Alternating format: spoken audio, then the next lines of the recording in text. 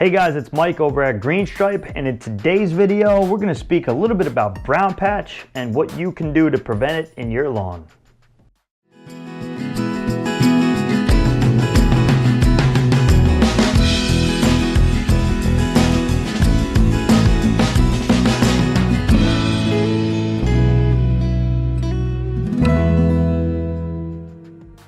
So you're probably looking at this video right now like, yeah, you know, I think I did have these patches all in my yard last year.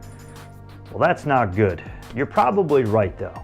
2018 here in New Jersey was 60 plus inches of rainfall in between May and October. That's a lot of rain.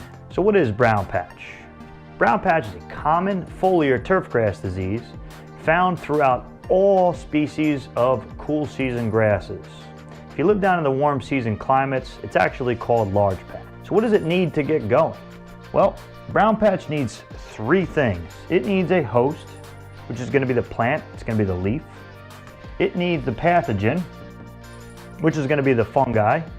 And it needs the environment, which is going to be the weather. So let's talk a little bit about the facts of brown patch. Brown patch actually likes temperatures between 70 degrees and 90 degrees.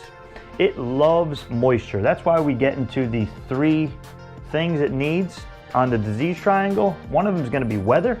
It actually loves rain. So it loves excessive leaf moisture, which can be from a couple different things. Obviously, it could be from excessive rain. Number two, we find that a lot of homeowners come home around 5 o'clock and they decide to water the lawn when they get home. That's a big no-no. You're just letting that water sit all night, and that's how that disease is really forming and taking off. So there's already dew on in the morning. The best time to water your lawn is right around 5 o'clock in the morning. This way, when the sun comes up, it dries everything up. So what is the third thing it loves? It loves nitrogen. One common mistake I find that homeowners do is they fertilize or they over-fertilize, and they fertilize more towards the summertime. That is a big no-no. What you're doing is you're supplying that brown patch with food. Do you really want to do that? It's going to spread all over your yard, and it's going to spread fast. So let's talk about some cultural practices for a moment. Some of the cultural practices, one of the easiest ones I think are adding better varieties of seed.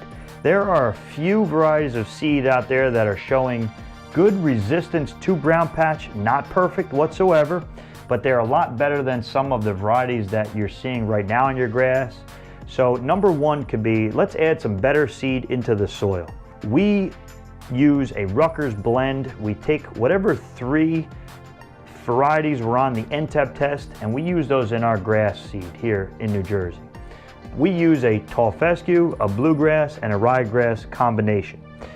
Some of the other problems that we find are that our grasses are very thatchy. Thatch buildup is found in tall fescue grasses, but very minimally. It's found in bluegrass, and it's found in your fine fescues.